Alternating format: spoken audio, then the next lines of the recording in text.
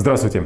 Основная тема сегодняшней передачи – игорный бизнес. Для Якутска эта тема актуальна не только потому, что сейчас идет вовсю обсуждение федерального закона об игорном бизнесе, о том, куда их нужно выносить, о 4 зонах игорного бизнеса. Наверное, все вы в курсе этих обсуждений.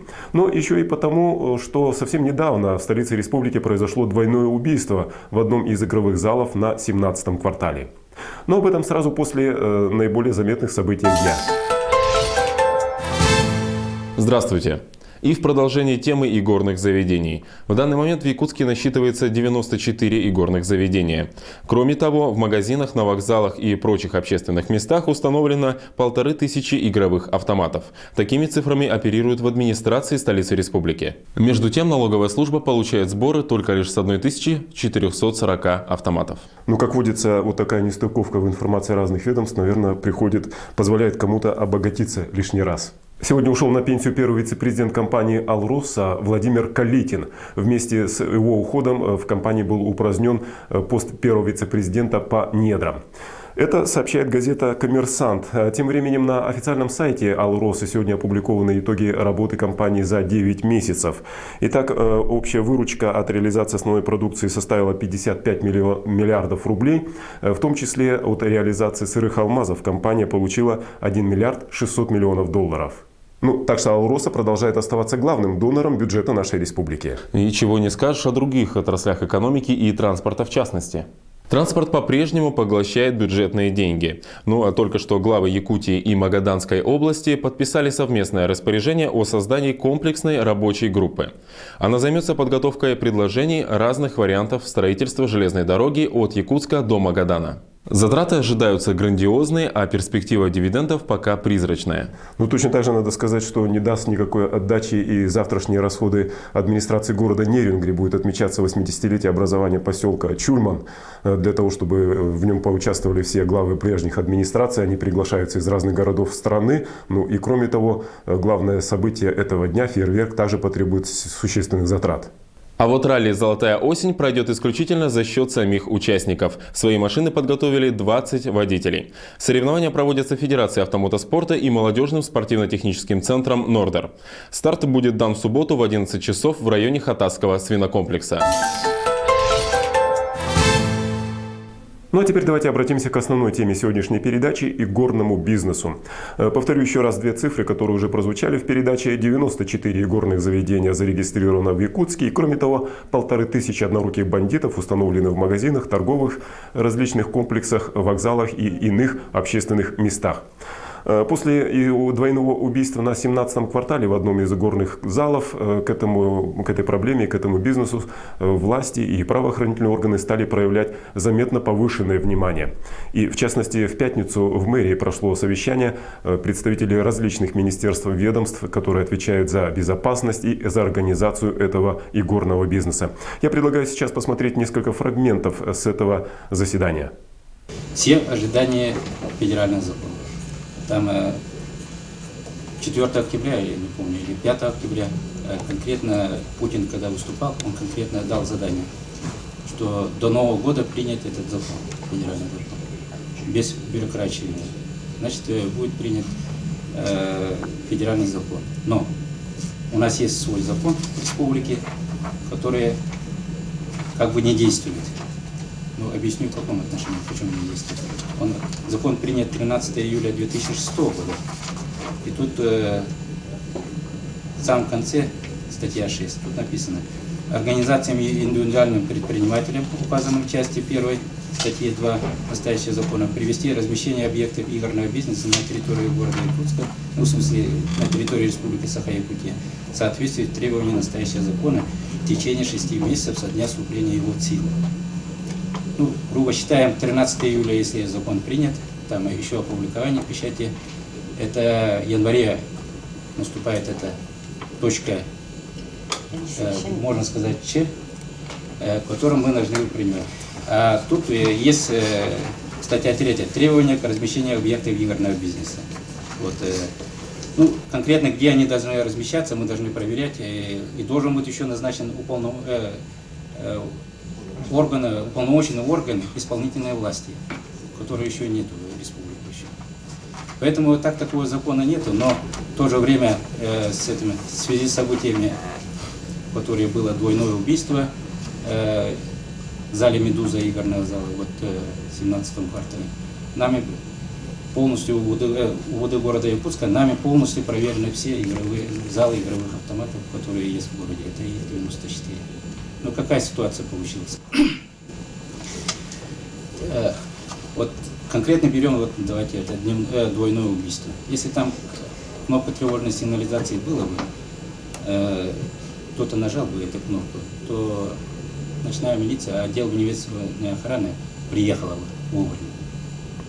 Они сперва убили кассиршу, потом охранник выбежал, побежал по улице, догнали, убили. Ну, это в течение 10-20 минут, ну, 10 минут это точно. Значит, приехал. Вот. Поэтому мы их привлекаем в настоящее время по статье 2016 Кодекса административных правонарушений. Это мы их проверяем в каком отношении. Например, любой игровой зал есть, мы проверяем, ну, например, стоит охранник. И это охраняется ЧОПом или какими-то охранными предприятиями. Или просто стоит вчерашний пацан, у которого нет ни лицензии на охранную деятельность, нет ничего. Поэтому мы их привлекаем незаконная охранная деятельность, который предусматривает штраф. Поэтому нами составлено 94 проверили и 46 административных протоколов. Поэтому эта проблема отношения к криминогенности вокруг игровых залов, это стоит, конечно, остро.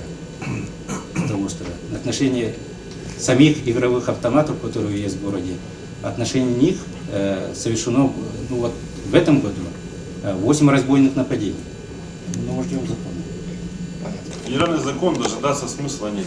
А в настоящее время я вижу ряд рычагов, которые можно, так сказать, посредством которых можно принять, так сказать, конкретные меры в отношении вот этих вот заведений. В частности, вот проверки проводились вот по вот этим, ну, в Министерстве общественной безопасности проведены проверки по игорным залам, по этим, да? Вот вы какие документы там проверяли в ходе проверок? Ко мне было? Да. Какие документы в ходе проверки вами проверены?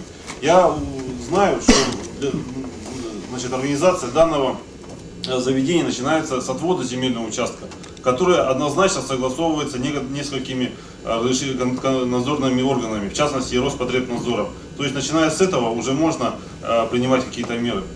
А вот то двойное убийство, о котором вы сейчас упомянули, на которое, кстати, я выезжал, да, ночью, я в этом зале был, вот, там антисанитария полная, там грязь, значит, стаканы стоят, по которым пиво разливают и так далее. А почему бы не выехать Роспотребнадзору, не проверить, элементарно смывы сделать там? Явно можно найти несоответствие с санитарным требованиям и нормам, значит, определенные, значит, моменты и возбудить административное производство по соответствующей статье и приостановить как минимум хотя бы деятельность данного заведения. То есть рычагов-то море, можно и не ждать этого закона. Тут надо другой вопрос, наверное, поднимать. Ввиду того, что у нас практикуется в последнее время изменение целевого назначения без согласования вот с ДИО, с Департаментом имущественных отношений. Посмотрите, что у нас творится. Отводился участок под детское кафе, например, под любую торговую точку, под другое, но потом без согласования со всеми органами, в том числе и вот департаментом, да, вдруг появляется игорный этот у нас бизнес. Мы штрафуем за это. Нашим земельным комитетом были проведены проверки действующих горных заведений. Были выявлены действительно случаи, когда были переоборудованы просто торговые павильоны в игровые заведения. Соответственно, они были привлечены за нарушение земельного законодательства, часто нецелевого использования. То есть этими рычагами мы действительно пользуемся. Но сегодня мы должны, может быть, посовещаться, решить, какими еще мерами мы можем действительно эффективно воздействовать, так сказать. До принятия федерального закона, да, я полагаю, только мерами, естественно, сказать, предусмотренными федеральным законодательством, в частности, это надзорными органами, контрольными. Роспотребнадзор, Госпошлинадзор. Это два органа, которые реальные меры могут принять к приостановлению того или иного заведения, приостановлению деятельности. Поэтому я думаю, что надо организовать эту работу. Ну, я от себя добавлю, что я не позднее, чем в понедельник, организую такую проверку. Значит, направлю соответствующее задание, требования Роспотребнадзор и Госпошлинадзор и проведем выборочные проверки в заведениях. Я думаю, результаты будут однозначны. Замечательно. Мы, конечно, мы можем, если есть точка общепита, там какой-то буфет, какой-то там барной стойки, как обычно там. По этому вопросу мы, конечно, выходим и смотрим. Но по игорному конкретно у нас никаких В частности, вот в том зале, где убийство произошло, вот это двойное, да, там бар-стойка, пиво разливалось. А то, что внутри у них торговые точки, зачастую не проходит они у нас.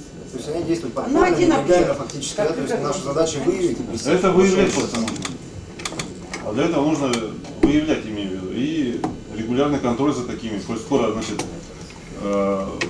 большинство и правонарушений административных, и уголовных, значит, уголовно-наказуемых преступлений совершается в таких заведениях, нужно, так сказать, ежедневный надзор, контроль вести. То есть наша задача до вступления в силу федерального, республиканского закона и принятия федерального, то есть Усилить составить контроль. систему работы, график проведения проверок и четко и эффективно выходить и смотреть, действительно, что там по факту есть. 94 объекта – это не то количество, которое, так сказать, должно уйти от нашего внимания. Вот, ну и естественно, что мы, используя свои полномочия, тоже будем упорядочить эту деятельность игорных заведений. Как орган, который будет обобщать всю эту информацию и использовать более широкие полномочия, естественно, это будет прокуратура, куда мы будем все материалы перенаправлять, с тем, чтобы были приняты меры прокурорского реагирования. Итак, власти даже в отсутствие федерального и республиканского законов об игорном бизнесе все-таки не намерены сидеть сложа руки. Еще раз повторю те мероприятия, которые уже в ближайшие дни они намерены осуществить. Ну, во-первых, проверить законность существования самих этих игорных заведений, наличие лицензий у их охранников и прочих структур, которые работают в связи с этим игорным бизнесом. Кроме того, мэрия намерена проверить соответствие профиля, заявленного при учреждении какого-то учреждений, ну, главным образом торговых заведений, тому, чем оно на самом деле занимается. Ну, а правоохранительные органы намерены все-таки добиваться повышения безопасности посетителей этих учреждений, в частности, введения технических средств охраны. Ну, правда, как вы уже слышали, все эти меры, в общем-то, пока носят такой рекомендательный характер, поскольку в отсутствие от уже упомянутых законов требовать категорически совершенно определенно, что должно и что не должно быть в игорных заведениях, пока невозможно. И тем не менее, власти не намерены и в дальнейшем пускать все это дело на самотек. Сегодня пятница. Я так понимаю, что игорные заведения сейчас уже в ожидании наплыва посетителей и сегодня вечером, и в предстоящие 2 выходных дня. Очень хочется пожелать, чтобы все эти дни, все время, которое вы проведете, ну, какая-то часть из вас в игорных заведениях прошла, закончилась для вас благополучно. На сегодня все. Встретимся в понедельник. Всего доброго.